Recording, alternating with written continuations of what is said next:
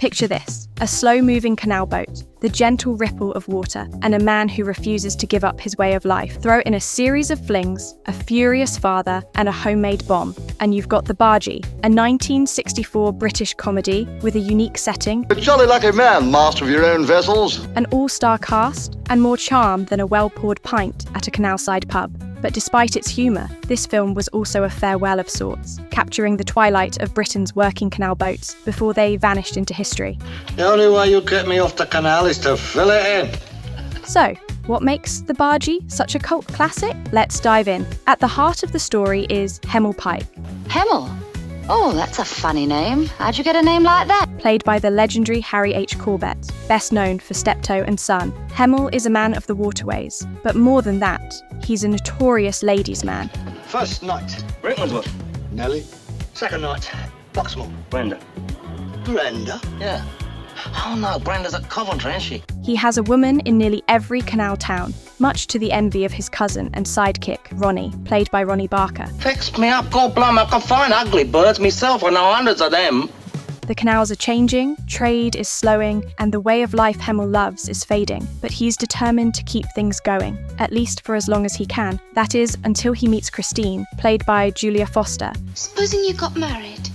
If I got married, she comes and lives with me on the boat. The one woman who might just be able to anchor him to dry land. Always miserable.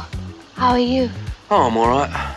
It's not the same without Hemel, though. The Bargee thrives on its comedy, much of which comes from a recurring gag. An incompetent pleasure boat owner, played by Eric Sykes, who repeatedly crosses paths with Hemel and Ronnie. Oh no! Not on my honeymoon! Usually with disastrous results. That's homemade bombs, isn't it? Get rid of it. He'll be convinced he's been torpedoed. Then there's the unforgettable Joe Turnbull, Christine's father, played by Hugh Griffith. We're a respectable family. He's a gruff lockkeeper who despises boatmen, and when he finds out Christine is pregnant, he takes drastic action, You all know who it is. You're all laughing at me, aren't you? draining the canal, padlocking the locks, and even rigging up a homemade bomb to force the guilty party to come forward. He's over there. In the Kazi. It's over the top, it's ridiculous, and it's pure British comedy gold. You're mechanically minded, always fiddling about with your car. Oh, I wouldn't say that, sir. I only tinker. Unlike many British comedies of the time, The Bargee wasn't just shot in a studio. It was filmed on location along the Grand Union Canal, with key scenes in places like Brentford, Boxmoor and Rickmansworth. This gave the film an authenticity that still holds up today. Hemel! He's having his dinner! Come on then.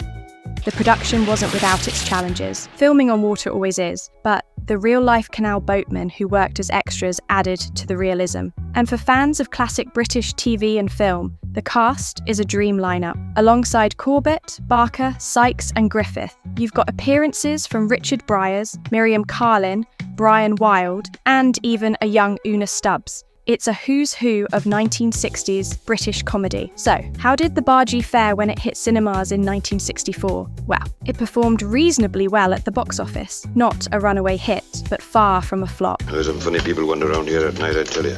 Audiences were drawn to its witty script, Damned attractive. Look, you're not here to judge a beauty contest. What's wrong with her? endearing characters, We're capsizing! We're going down! and affectionate tribute to a disappearing way of life. I don't like being cooped up inside. Critically, reactions were mixed. Some praised its sharp dialogue and stellar cast, Well, that's what they're all saying, that you're finished as a drinker. I'll drink any man here under the table. while others found the pacing a little too leisurely. It's a funny sort of way to live, isn't it? And there's not a lot of room on these things, is there? But over the years, it has gained a cult following, especially among those with a fondness for Britain's canals and classic British cinema. Though it's often overshadowed by other British comedies of the era, The Bargee remains a fascinating snapshot of a world that was disappearing even as the film was being made. And in the end, despite his love of the canal, Hemel Pike does settle down, sort of. That's the elbow soon.